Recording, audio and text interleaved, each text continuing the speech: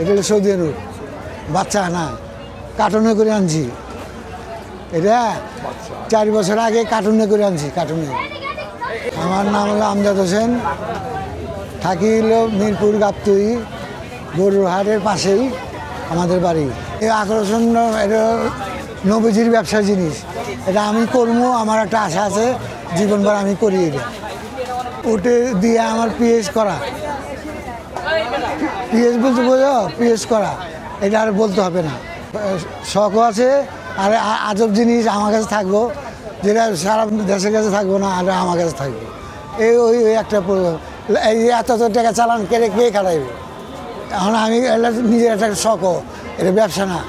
লাখ লাখ মানুষ আমার দেখবো, মাল দেখবো। জি জি, 1 বছরে বেশি না, 1টা 2টা। এটা দাম যাচ্ছি 30 লাখ, নেওয়া হলো 28 লাখ। এখনো পর্যন্ত দাম বলছে?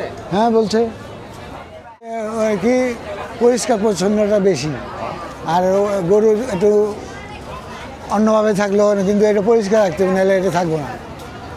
ওইটা মনে করেন নিচে 1000।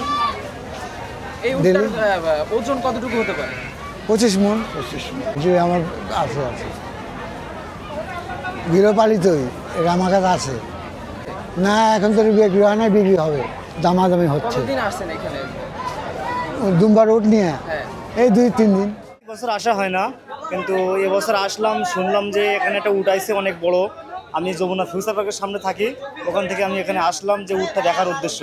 এসে দেখলাম যে মাশাআল্লাহ ভীষণ বড় উট, সবাই অনেক মানুষজন দেখতেছে আর কি। এখানে অনেক দেখেও অনেক মজা পেলাম, জীবনে ফার্স্ট টাইমে দেখলাম, অনেক ভালো লাগলো আর কি।